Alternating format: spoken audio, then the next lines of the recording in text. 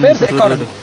You are thinking that temple is also a place like your house or theatre or something else. You are thinking that the time spent here in the temple is equal to the time spent in your recreation or relaxation.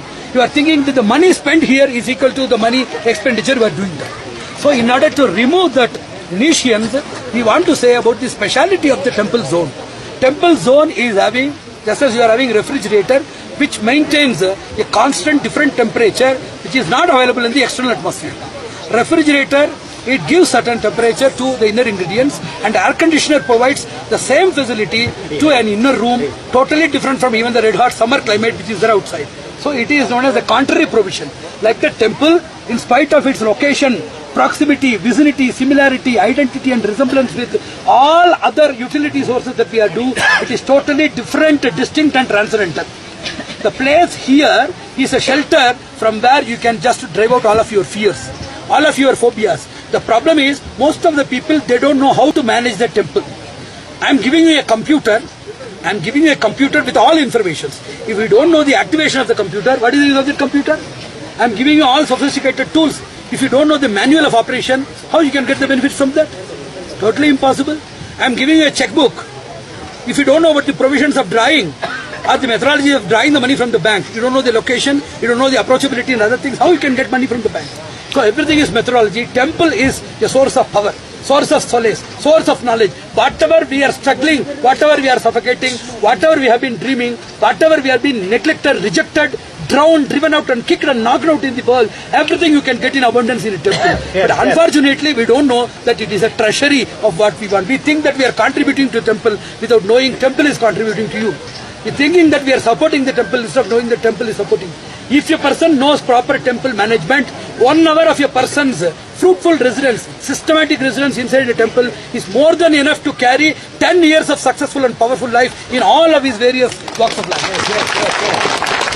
Economic, academic, industrial, social, each and every walk of human life where people are dreaming, where people have surrendered to the threshold of unworthy rascals and scoundrels for getting benefits, they should surrender unto the worthy feet of the Lord, who is our real relative and who is the responsible and liable person for each and every bit of our development and improvement. So we should understand the greatness, the simplicity, supremacy and benevolence that is there within the Lord, and see how we can be fortunate enough to be a proper receptor of His mercy, for which He has been already a bounteous reservoir.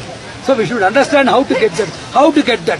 Think of the association of good people. Meditate for half an hour. Discuss about the temple and the development. You are traveling to the temple for at least 2 days. Going back, you will be traveling for 2 days. You are inside the temple just for 2 or 3 hours. Within this time frame, how much you have thought about God?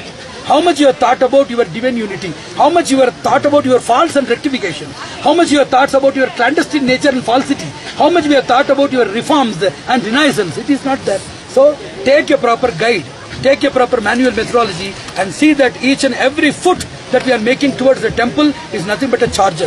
There was a scientist, he is an energy scientist, he is very famous for energy parsimony.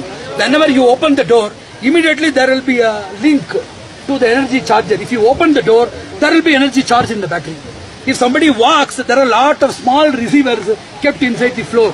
If you walk inside the house, you walk, then the visitors walk, even they walk inside the house, everything will be charging the battery, which is activating all the solar panels, so that the person's electricity or energy need is highly, it is provided by all of these external energy management.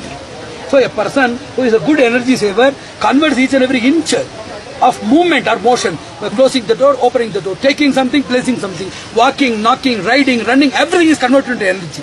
Like that, we should be a clever and prudent authority of energy conservation, reservation, application.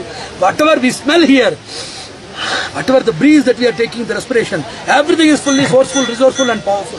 We should understand that. If you properly understand, any beggar coming inside will live as an emperor. Any dependent coming here will be so bounteous so that he can take care of innumerable dependents for the nation, for the welfare of the globe, for institutional development, organizational enrichment, etc. So considering innumerable provisions that God has provided for our development, we should be very much thankful each and every second for His shower of mercy, for which we don't deserve at all. We don't serve, neither serve nor deserve. So that much we should be very much thoughtful as well as thankful for his bounteous shower, and we should continue to shower our own affection in the form of unconditional service to him, his inmates and associates.